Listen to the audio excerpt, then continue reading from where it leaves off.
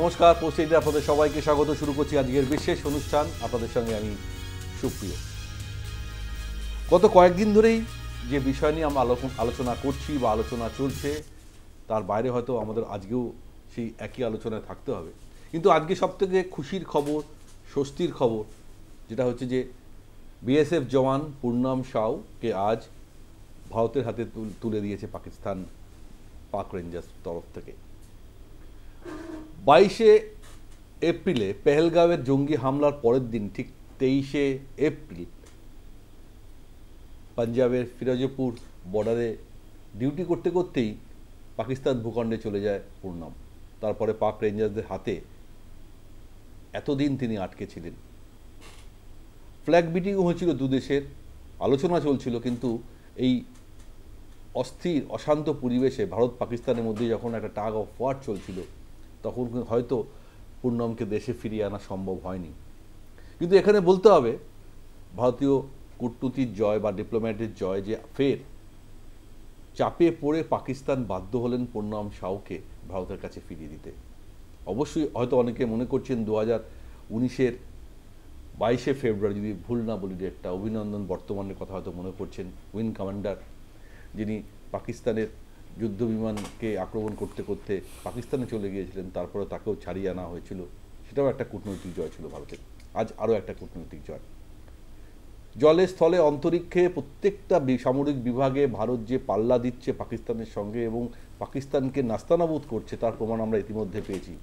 22শে এপ্রিলের জঙ্গি হামলার পর যেভাবে ভারতীয় যুদ্ধ বিমান, ক্ষেপণাস্ত্র, ড্রোন একের পর এক জঙ্গি ঘাঁটি ধ্বংস করে দিয়েছে, ভারতের ব্রহ্মাস্ত্র মিসাইল যেভাবে পাকিস্তানের 11টি এয়ারবেসকে ধ্বংস করে দিয়েছে, খুব স্বাভাবিকভাবেই পাকিস্তান যে চাপের মধ্যে আছে এ নিয়ে কোনো অন্য কথা নয়। যদিও অনেক রকম ভুল তথ্য, যেটাকে বলা হয় যুদ্ধের ভাষায় ইনফরমেশন ওয়ারফেয়ার চলছে, নানা রকমের কথা বলছেন, কিন্তু ভারত তাদের নিজের কাজে এখনও একইভাবে তারা এগিয়ে চলেছে।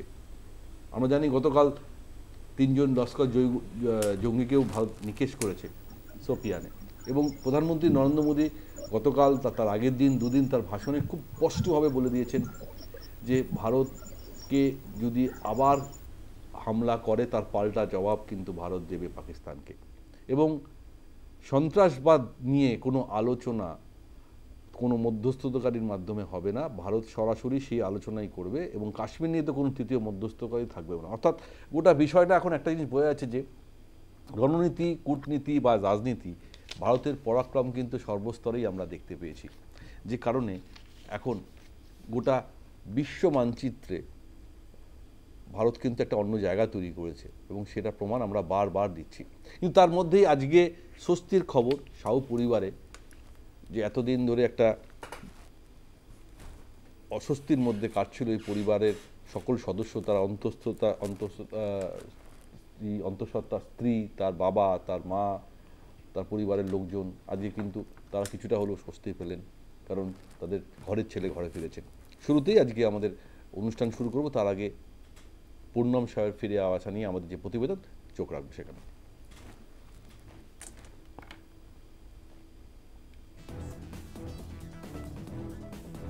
অবশেষে মুক্তি পেলেন পাক রেঞ্জার্সের হাতে আটক বিএসএফ জওয়ান পূর্ণম কুমার সাউ।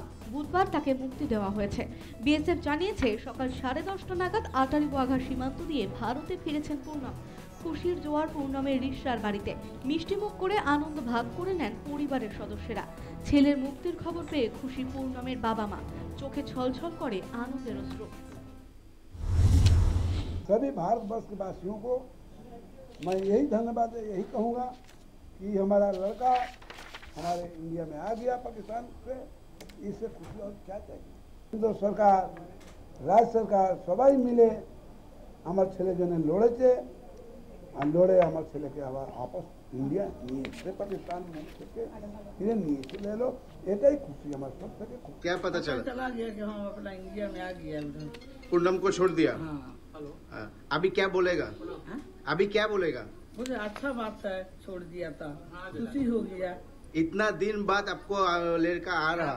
हाँ, हम लोग तो अन्न नहीं खाता रहा, आज मिठाई खाता ले जाए। अच्छा हो गया, खुशी का माहौल हो गया। রিপোর্টার তো আমার থেকেও বেশি ভালো হিন্দি বলছে। পাঞ্জাবের পাঠানকোটের ফিরোজপুরের 24 নম্বর ব্যাটালিয়নের কনস্টেবল পূর্ণম গত 23 এপ্রিল কর্মরত অবস্থায় ভুল করে সীমান্ত পেরিয়ে পাকিস্তানে ঢুকে পড়ে। দীর্ঘ 21 দিন ধরে পাক রেঞ্জার্সের কাছে আটক ছিলেন। পাকিস্তানের হাত থেকে কবে ছাড়া পাবে পূর্ণম, উৎকণ্ঠায় ছিলেন পূর্ণমের অন্তঃসত্ত্বা স্ত্রী। একাধিকবার কথা হয় মুখ্যমন্ত্রীর সঙ্গে। 22 দিনের মাথায় পাক রেঞ্জার্সের হাত থেকে মুক্তির খবর পেয়ে খুশি রজনী সাউ।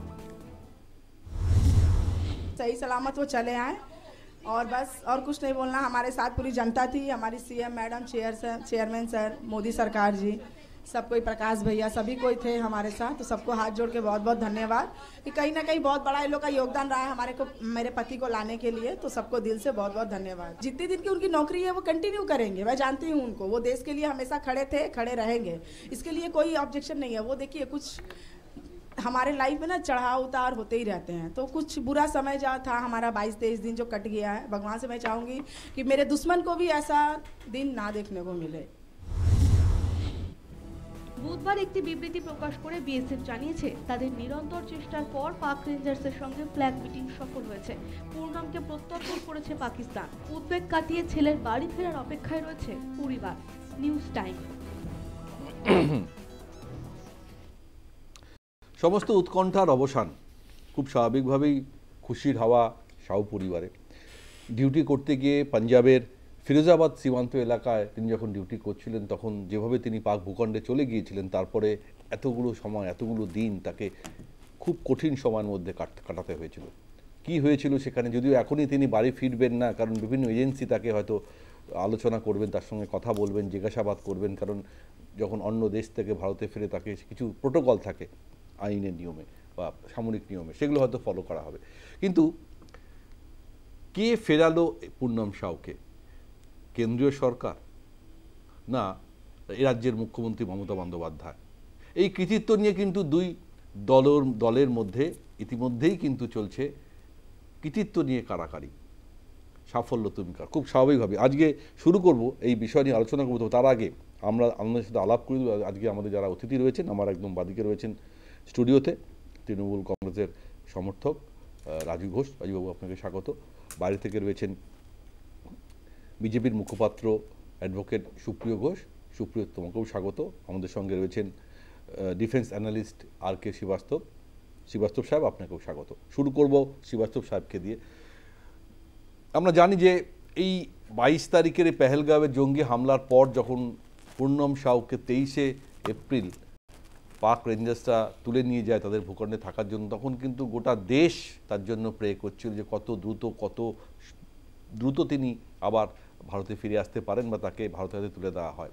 কিন্তু তার মাঝখানে যেভাবে আমরা দেখছিলাম ভারত পাকিস্তানের মধ্যেই একটা টেনশনের অবস্থা এবং টানাপোড়েন চলছিল, যেখানে ভারত পাল্টা প্রত্যাঘাত করছে, পাকিস্তান পাল্টা আঘাত করছে, প্রত্যাঘাত করছে, এই মধ্যে হয়তো বিষয়টা একটু থেমে গিয়েছিল।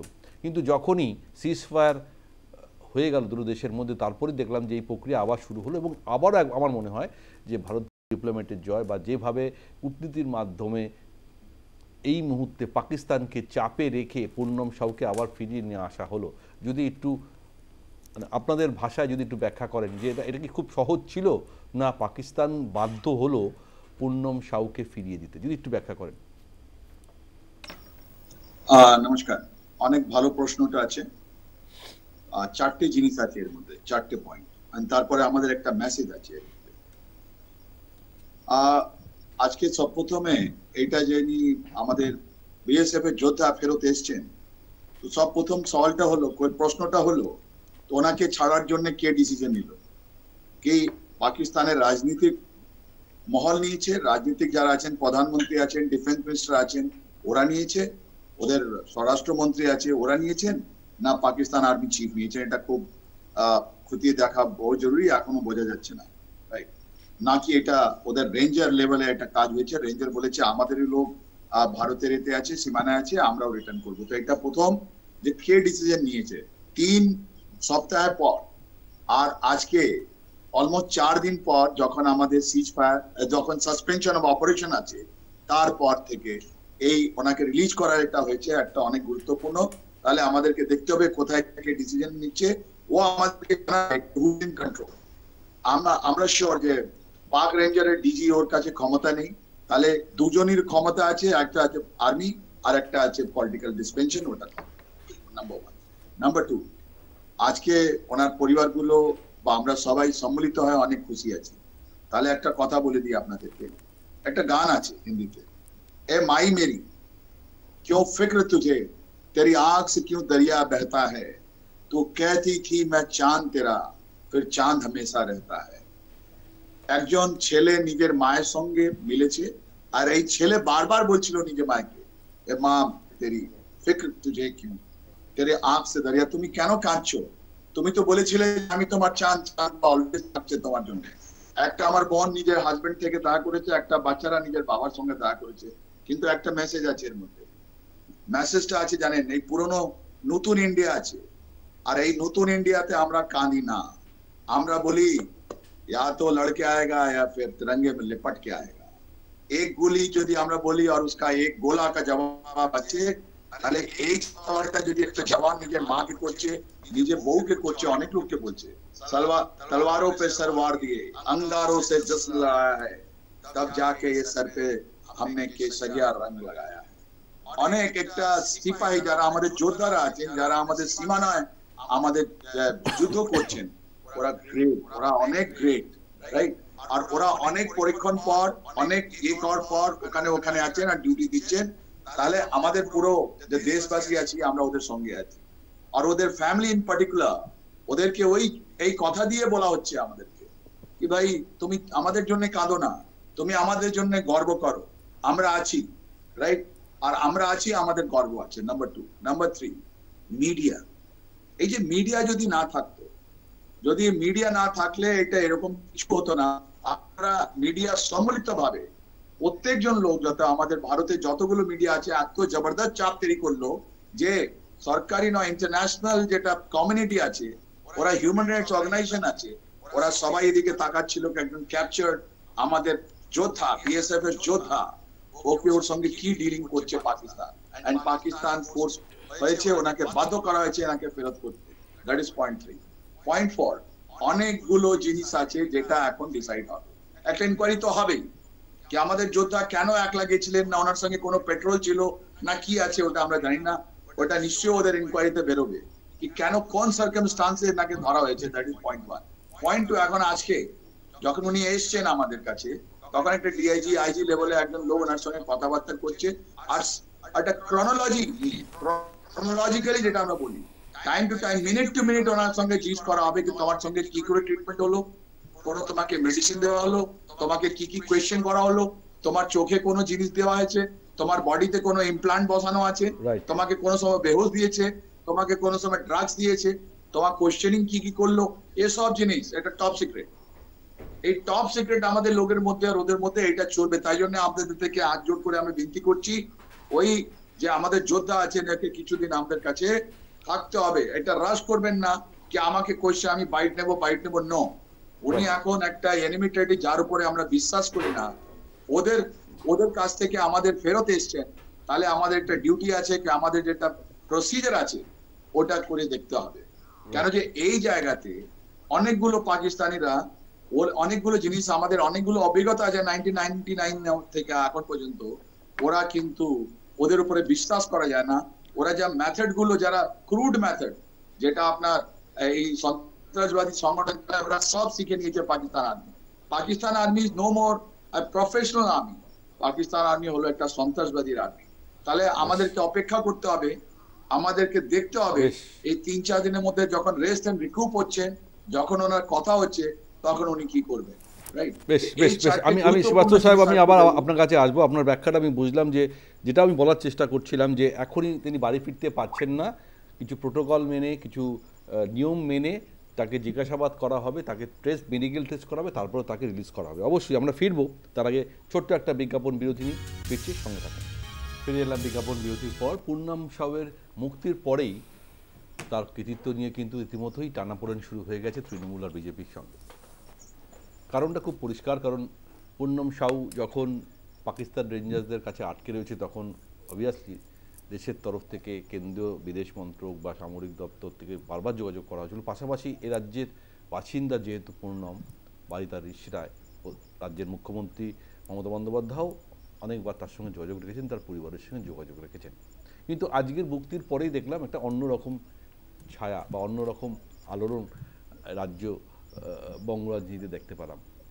তৃণমূলের তরফ থেকে ইতিমধ্যেই সোশ্যাল সাইটে পোস্ট করা হলো যে মুখ্যমন্ত্রী মমতা বন্দ্যোপাধ্যায়ের জন্যই পূর্ণম সাউ ফিরে এসে, উল্টে পাল্টা বিজেপির তরফ থেকেও বলা হচ্ছে যে এটা পুরোটাই ভারত সরকারের কৃতিত্ব। আমি রাজুবাবুর কাছে যাবো। রাজুবাবু, যখন দু দেশের যারা কূটনৈতিক সম্পর্ক হয় বা যখন এই ধরনের পরিস্থিতি তৈরি হয়, এটা পুরোটাই তো কেন্দ্রীয় সরকারের তত্ত্বাবধানে গোটা বিষয়টা হয়। সেখানে মুখ্যমন্ত্রী অবভিয়াসলি মানবিক কারণে তাদের সঙ্গে যোগাযোগ রেখেছেন, তাদেরকে আশ্বাস দিয়েছেন, কিন্তু মুখ্যমন্ত্রীর কি সেই মানে কি বলবো সেই সুযোগ তৈরি হওয়ার কথা যে তিনি ইতিমধ্যে বিদেশ মন্ত্রককে বলবেন বা প্রধানমন্ত্রীকে বলবেন ছেড়ে দেবেন, চট করে ছেড়ে দেবেন? তো এটা নিয়ে কেন রাজনীতি আসছে আমি এটাই তো বুঝতে পারছি না। রাজুবাবু, দেখুন, এই পূর্ণম সাউর পরিবার, তার স্ত্রী, তার মা, বাবা যারা আছেন, এরা যুদ্ধকালীন সময়ে বহুবার অনেকবার চেষ্টা করার জানার চেষ্টা করেছে তার স্বামী কোথায় আছে, কেমন আছে, এবং তিনি নিজে বেঁচে আছে বিএসএফ এর যেখানে তিনি পোস্টিং ছিলেন সেখানেও গেছেন।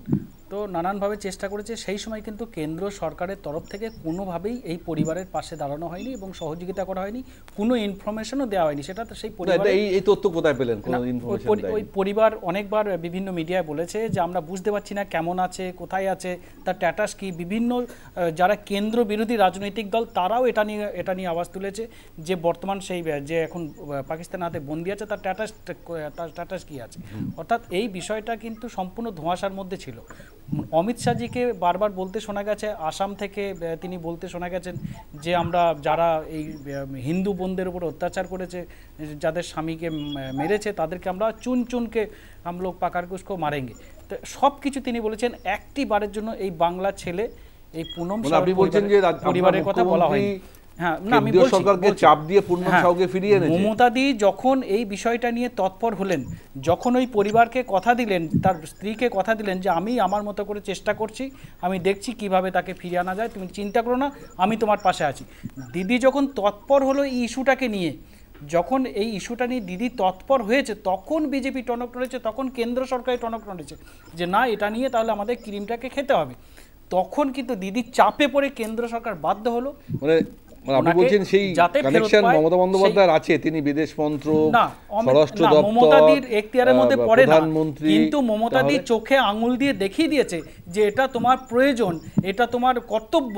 একটা ছেলে ভারতের একজন সৈনিক, অবভিয়াসলি আমি বলছি মানবিক জায়গা থেকে মুখ্যমন্ত্রী সেখানে আটক আছে, তিনি সেই জায়গাটা চোখে আঙুল দিয়ে দেখানোর পরে করতে হয়। কিন্তু এটা নিয়ে রাজনীতি কেন হচ্ছে আমি এটাই বুঝতে পারছি না। হচ্ছে এখানে দেখুন, আপনাদের দল থেকে পোস্ট করে দেওয়া হলো, মুখ্যমন্ত্রীর জন্যই ফিরে এলো, এটা কোথাও একটুখানি না, এই কথাটা তো আমরা বলছি না, আমরা পোস্ট করেছি এমন নয়। ওই পরিবার আজকে হাওমাও করে কাঁদতে কাঁদতে মমতাদি যখন ফোন করেছে ওনার স্ত্রীকে, তখন ওনার স্ত্রী কাঁদতে কাঁদতে বলছে যে আপনি না থাকলে হয়তো এটা সম্ভব হতো না, আপনি বলেছিলেন বললেই আজকে 3 দিনের মাথায় ফেরত আসলো। অর্থাৎ এই কথাটা, এই আশ্বস্ততা ওনাকে পরিবারের তরফ থেকে করেনি, দিদি বলার পরেই সে 3 থেকে 4 দিনের মাথায় ফেরত আসলো। সেটা তো আমরা বলছি, মা বলছে, তার স্ত্রী বলছে, তার বাবা বলছে। কিন্তু পাশাপাশি এটাও বলেছে যে বিএসএফ তাদের সঙ্গে যোগাযোগ রেখেছিল, কারণ বিএসএফ এর আধিকারিকরাও তার বাড়িতে গিয়েছিল, যোগাযোগ রেখেছিল। দেখুন, আমি বলছি এটা একটা প্রোটোকল, এটা একটা প্রোটোকল দু দেশের মধ্যে যখনই কোনো সেনাদের মানে বিষয় নিয়ে সিদ্ধান্ত হয়, এটা কিন্তু একটা অঙ্গরাজ্যের মুখ্যমন্ত্রীর উপর নির্ভর করে না, এটাও বুঝতে হবে। একদম নয়, ঠিকই বলছেন। বিএসএফ এর একটা তো একটা যে তারা তো কেন্দ্র সরকার, নরেন্দ্র মোদী, অমিত শাহ কি বলবে তার উপরে চলে না, তারা তাদের দেখুন এখন তো ফিরে এসেছে, তাদের প্রোটোকল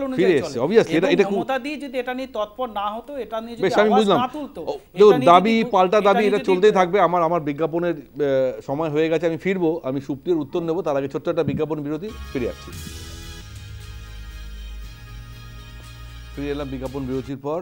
আমি সরাসরি রাজুর কাছে সুপ্রিয়র কাছে প্রশ্ন রাখবো। সুপ্রিয়, রাজুবাবু তো এখানে বসে বলে দিলেন যে মুখ্যমন্ত্রী তৎপর না হলে পূর্ণম সাউকে পাকিস্তান মুক্তি দিত না, তোমার উত্তর? মানে একটুখানি মানে এর জন্য বিরাট পলিটিশিয়ান হওয়ার প্রয়োজন নেই বা এই ধরনের কূটনৈতিক বিরাট বিশেষজ্ঞ হওয়ার প্রয়োজন নেই। ইন্টারন্যাশনাল রিলেশনের ক্ষেত্রে আমরা সকলেই জানি এর আগে যখন বীর কমান্ডার আমাদের অভিনন্দন বর্তমান তাকেও এই ধরনের তাকে আটক করা হয়েছিল। কেন্দ্রীয় সরকার, স্বরাষ্ট্র মন্ত্রক, মানে ওই দেশের কেন্দ্রীয় সরকার থেকে শুরু করে ওখানকার যারা অফিসিয়ালস আছেন, বিদেশ মন্ত্রক থেকে শুরু করে এরাই মূলত যোগাযোগটা স্থাপন করেন, এবং স্থাপন করার পরে প্রোটোকল অনুযায়ী, যুক্তরাষ্ট্রীয় কাঠামো অনুযায়ী আমাদের ভারতবর্ষের, আমি এটা অস্বীকার করছি না যে মুখ্যমন্ত্রী কোনো উদ্যোগ নেননি, নিশ্চিতভাবেই মুখ্যমন্ত্রী উদ্যোগ নিয়েছিলেন। সেই উদ্যোগটা তিনি তার কেন্দ্রের সরকারের কাছে নিয়ে থাকতেই পারেন, তাতে কোনো অসুবিধা নেই। আদতে তৃণমূল কংগ্রেস এবং তৃণমূল কংগ্রেসের যারা মানে সৈনিক রূপে যারা এই ধরনের পোস্ট করছেন, তারা দুটো জিনিসের সাথে গুলিয়ে ফেলেছেন, মানে একটা জিনিসের সাথে গুলিয়ে ফেলেছেন। এটা 2011 সালে ভবানীপুর থানায় গিয়ে হঠাৎ করে রাত্রি 10টার সময় মুখ্যমন্ত্রী থানা থেকে আসামি ছাড়িয়ে আনার মতো ব্যাপার নয়, কিন্তু এটা একটা প্রোটোকল ওয়াইজ দুই দেশের মধ্যে একটা রিলেশন, সেই রিলেশনের উপর ভিত্তি করে এই ধরনের কূটনৈতিক কার্যকলাপের মাধ্যমে এটাকে বাস্তবায়ন করা হয়। আর যে তাড়াহুড়োর কথা রাজুবাবুরা বলছেন যে এতদিন ধরে ওয়েট করছিলাম, কেউ কোনো পদক্ষেপ নেননি, সম্পূর্ণ ভুল তথ্য তারা রাজ্যবাসীর কাছে তথা দেশবাসীর কাছে তারা দিচ্ছেন। দেখুন, প্রচুর প্রোটোকল থাকে। আজকে আপনি নিজেই মুখেই বললেন প্রতিবেদন চলাকালীন যে এই আমাদের যিনি এই বিএসএফ এর মানে রয়েছেন, তিনি কিন্তু আজকেই ছাড়া পেয়ে আজকেই কিন্তু সাউ বাবু, তিনি কিন্তু আজকেই বাড়িতে চলে আসতে পারবেন না, কারণ কেন্দ্রীয় সরকার থেকে শুরু করে বিশেষ করে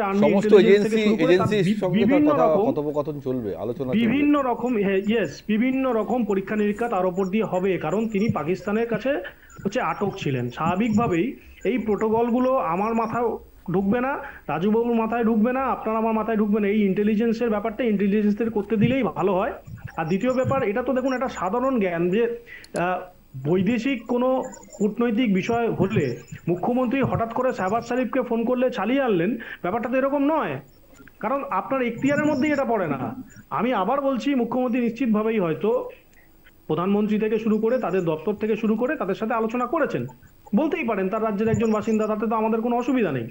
কিন্তু এই যে হঠাৎ করে সকাল থেকে দেখছি একদম পূর্ণাঙ্গ ব্যানার পোস্টার বিভিন্ন জায়গায় এবং ফেসবুকে যে মুখ্য দিদির চাপেই ছাড়িয়ে দিল, মানে পাকিস্তান ছেড়ে দিতে বাধ্য হলো, এইরকম হাস্য কৌতুক একমাত্র তৃণমূল কংগ্রেসের একটা রাজনৈতিক দলের দ্বারাই সম্ভব। ঘুরে ফিরে তো কোথাও চলে আসছে ভোট রাজনীতি। সুপ্রিয়, বলছি তো, মানে ব্যাপারটা দেখুন, তৃণমূল কংগ্রেস তো একটা দ্রোণও চালাতে পারলো না মমতা বন্দ্যোপাধ্যায়ের নেতৃত্বে। তার সবসময় একটা সংকীর্ণ মানসিকতা থেকে যায় যে দেশের জন্য ভারত সরকার বলে একটা সরকার আছে, সেটা তিনি মানেন না, তিনি সবটাই রাজনীতি করেন। আজকে আরো একটা বিষয় বলছি, হ্যাঁ আরো একটা বিষয় বলছি, যেটা তোমাদের তিরঙ্গা যাত্রা যেটা শুরু হয়েছে 23শে মে অবধি চলবে, পাল্টা আজকে মুখ্যমন্ত্রী মমতা বন্দ্যোপাধ্যায় কিন্তু এটা ঘোষণা করেছেন যে সেনাদের সম্মান দেওয়ার জন্য, সেনাবাহিনীকে সম্মান জানানোর জন্য জাতীয়তাবাদী মিছিল বা কর্মসূচি হবে, এটা 17-18 অর্থাৎ এটাও একটা কোথাও আমরা দেখছি যে পাল্টা একটা কর্মসূচি। না, আসলে ব্যাপারটা তার একটা, আমি তো বললাম, তার পুরো জীবন প্রণালীটাই রাজনীতি ওরিয়েন্টেড। রাজনীতির বাইরে মমতা বন্দ্যোপাধ্যায় কোনো কিছু ভাবেন না, ভাবতেও পারেন না। তার কারণে এটাতে আমি কোনো অসুবিধা দেখি না। আত্মতে তার মনে হচ্ছে যে কেন্দ্রীয় সরকারে যেহেতু বিজেপি আছে এবং এত বড় একটা রিটালিয়েশন আমরা করতে পেরেছি, এবং এই সরকারের নেতৃত্বে, আমি কিন্তু বিজেপির কথা বলছি না এখানে, আমি সরকারের কথা বলছি, আর্মি ইন্টেলিজেন্সের কথা বলছি, তাদের প্রতি আমাদের কুর্নিশ, তারাই করেছেন সবটা, বিজেপির কোনো নেতা গিয়ে ওখানে করেননি। আমি এটা দায়িত্ববোধ নিয়ে বলছি এই কথা, আমরা এটা বলিও না। তো এই সরকারটা যদি বিজেপি নেতৃত্বাধীন, স্বাভাবিকভাবেই তার 26শে নির্বাচন, ইনি মনে করছেন যে কোনো না কোনোভাবে বিজেপি আবার কোনো ডিভিডেন্ড পেয়ে যাবে না, তো তাই তাকে পাল্টা কিছু করতে হবে, খবরে থাকতে হবে। তাই হঠাৎ করে তিনি বলে ফেলেন আমি সব ছাড়িয়ে আনছি। তিনি একটা কথা বলেছেন এখানে রাজুদা, যে তার ওয়াইফ, তার স্ত্রী মুখ্যমন্ত্রীর সাথে ফোনে কথোপকথন আমরাও শুনেছি নিশ্চিতভাবেই। আবার তার স্ত্রী এটা বলেছেন যে বিএসএফ এর জেনারেল যারা রয়েছেন তাদের সাথে তার অনবরত যোগাযোগ ছিল, আধিকারিকরা তার বাড়িতে পর্যন্ত গিয়েছিলেন, তাদের সাথে যোগাযোগ ছিল এবং তাদের আধিকারিকরা প্রতিনিয়ত তার সাথে যোগাযোগে ছিলেন। দ্বিতীয় যেটা, নরেন্দ্র মোদী আছেন বলে এটা সম্ভব হয়েছে, এই বক্তব্য তার মুখ থেকে শোনা গেছে। তাই আমি এই কুটকাচালিতে যেতে চাই না, কে আনতে পেরেছেন কে আনতে পেরেছে এটা সাধারণ বিষয়। দেশের বাইরে একজন নাগরিক তথা একজন সেনার কর্মী তিনি যখন আটক হয়েছেন যুদ্ধকালীন পরিস্থিতিতে, এটা কেন্দ্রীয় সরকার এবং তার চেয়েও বেশি আর্মি ইন্টেলিজেন্সের মাধ্যমেই এই ধরনের কূটনৈতিক সফলতা আসে। সেখানে কোনো যুক্তরাষ্ট্রীয় কাঠামোতে থাকা একজন মুখ্যমন্ত্রীর পক্ষে, মানে অন্য একটি দেশের প্রধানমন্ত্রীকে হঠাৎ করে ফোন করে দিয়ে হ্যাঁ শাহবাজ বাবু ছেড়ে দিন না, এরকম ব্যাপারটা এরকম নয়, এতটা ইজি নয়। অবভিয়াসলি কোথাও ঘুরে ফিরে সেই একটা বিষয় আসছে যে রাজনীতি চলে আসছে। আমরা রাজনীতির বাইরে গিয়ে আলোচনা করছি, কারণ বর্তমান পরিস্থিতি আমরা সবাই জানি যে কি ঘটনা ঘটেছে এবং তার পাল্টা প্রত্যুত্তরে ভারত কিভাবে পাকিস্তানকে আজকে নাস্তানাবুদ করেছে। আমরা ফিরবো, রাজুবাবুর উত্তর নেব, শ্রীবাস্তব সাহেবও রয়েছে, ছোট্ট একটা বিজ্ঞাপন দিয়ে নিচ্ছি, ফিরে আসছি সঙ্গে থাকুন। ফিরে এলাম বিজ্ঞাপন বিরতির পর।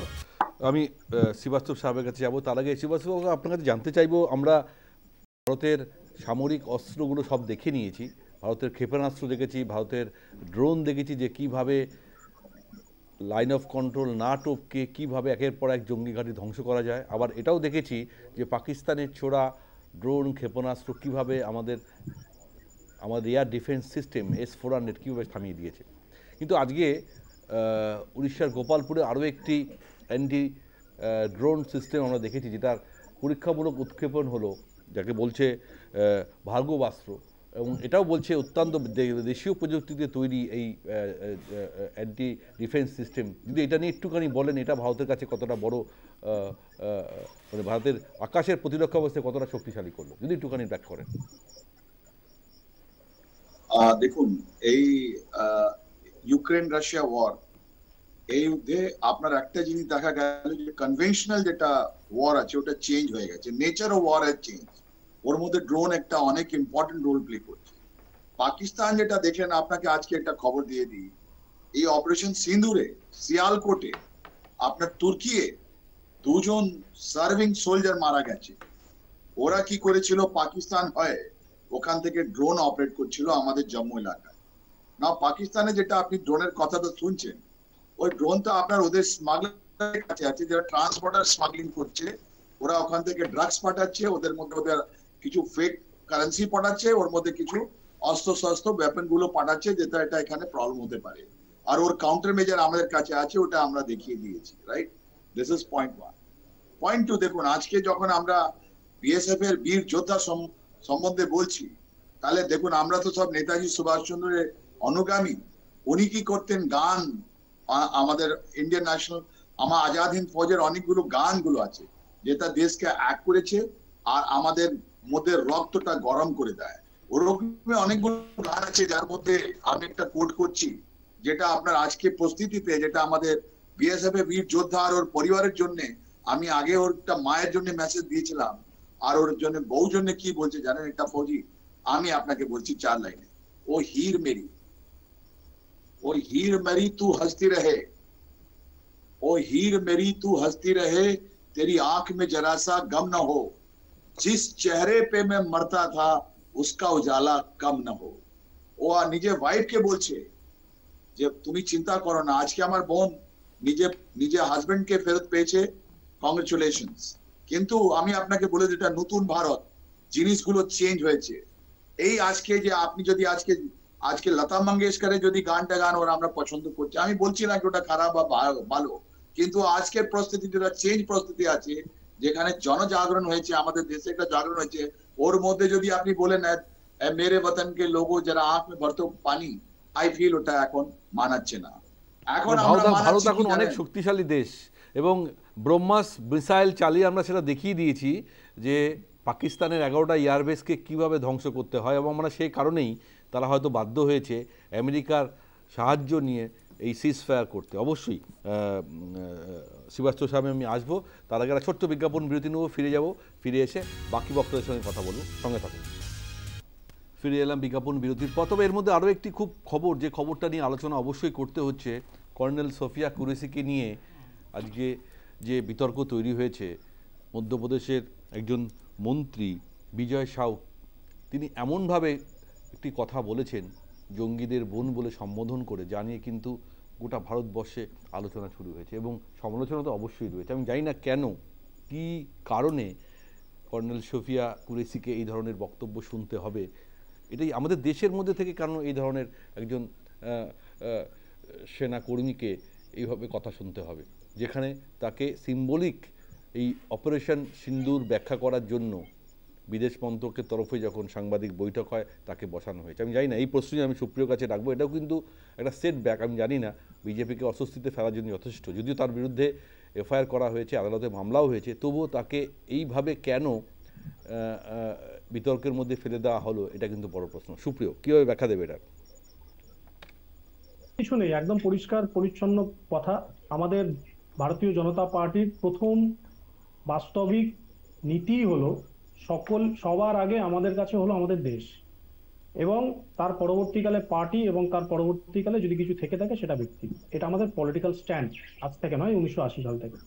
এখন বিষয় হলো যে যারা এই সাংবিধানিক মেথডটাকে জানবেন না বা পড়বেন না, বা পড়ার পরেও তারা অতি বিপ্লবী হওয়ার চেষ্টা করতে গিয়ে এই ধরনের একটি উক্তি করবেন, আমার দেশের একজন নাগরিক, এবং সবচেয়ে বড় বিষয় হচ্ছে যাদের হাত ধরে, যে নারীর হাত ধরে এত বড় সাফল্য আমাদের ভারতবর্ষে এসছে, তাকে নিয়ে এই ধরনের উক্তি যারা করবেন তাদেরকে না কোনো আইনি সাহায্য, না পার্টিগতভাবে কোনো লাইন থেকে শুরু করে কোনো তার পাশে দাঁড়ানোর কথা, কোনো রাজনৈতিক সুপ্রিয় মধ্যপ্রদেশে তিনি একজন বিধায়ক, তিনি একজন দায়িত্বশীল মন্ত্রী, কিভাবে তাহলে একজন দায়িত্বপূর্ণ পদে থেকে সেই ধরনের বক্তব্য রাখতে পারে?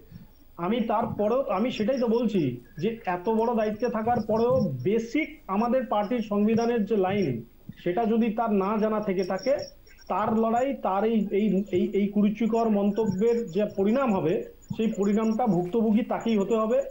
এটা একাধিকবার আমাদের জাতীয় মুখপাত্র থেকে শুরু করে একাধিক মন্ত্রী, একাধিক নেতা তারা পরিষ্কার করে দিয়েছেন।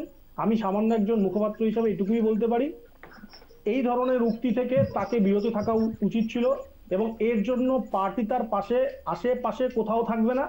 তার প্রতি লিগালি যা স্ট্যান্ড নেওয়ার, আর্মির ক্ষেত্রেও বলা হয়েছে, প্রশাসনিক ক্ষেত্রেও বলা হয়েছে, এবং নেওয়া হয়েছে, কোর্টের ক্ষেত্রেও করা হচ্ছে, এবং পলিটিক্যালি একজন রাজনৈতিক দল হিসেবে ভারতীয় জনতা পার্টি নিশ্চিতভাবেই কয়েকদিনের মধ্যে সেই পদক্ষেপ নেবেন। আপনারা দেখবেন। বেশ রাজুবাবু কি বলবেন? দেখুন, এটা যে উনি বলেছেন ওই মন্ত্রী, বিজেপির মন্ত্রী, এমএলএ, তা এটা তো নতুন কিছু নয় আসলে। যেরকম অতিরিক্ত উচ্ছ্বাস থেকে বলেছেন, যারা ছোট থেকে যা কিছু শিখে আসবে তারা সেটা বড় হয়ে সেটাই ধর্মীয় বিভাজনটা বারবার প্রমাণ করতে চাইছে। বড়দের কাছ থেকে যেটা শিখবে ছোটরা সেটা বলবে। আজকে কেন্দ্র সরকারের যারা দায়িত্বে রয়েছে, নরেন্দ্র মোদী, অমিত শাহ, তাদেরকে বলতে শোনা যাচ্ছে হিন্দু মুসলমান। তাহলে একটা রাজ্যের মন্ত্রী সে কেন বলবে না? এখানকার আমাদের বিরোধী দলনেতা শুভেন্দু অধিকারী তিনি বলছেন আমি হিন্দু ভোটে জিতে আসা এমএলএ, এবং মুসলিমরা যদি এমএলএ হয়, আমরা যদি ক্ষমতায় আসি, মুসলিম এমএলএদের চ্যাংদোলা করে বিধানসভার বাইরে বার করে দেবো। অর্থাৎ এদের মস্তিষ্কের মধ্যে এই সমস্ত জিনিসগুলো রয়েছে, হিন্দু মুসলমান এই কনসেপ্টটা রয়েছে। আসলে এদের ভারতীয় জনতা পার্টির যারা মুখপাত্র বা যারা কর্মী বিন্দু যত যা কিছু রয়েছে, এরা কেউ হিন্দু মুসলমান আর পাকিস্তান ভারত এই চারটের বাইরে কোনো শব্দ বলতে পারে না, কোনো কিছুর মধ্যে থাকে না। এরা কোনো উন্নয়নের থাকে না, কোনো মানুষের সাথে থাকে না, মানুষের পাশে থাকে না। এরা শুধু কিছু বললে পারে ঘুরিয়ে কনভার্ট করে দেয় হিন্দু মুসলমান।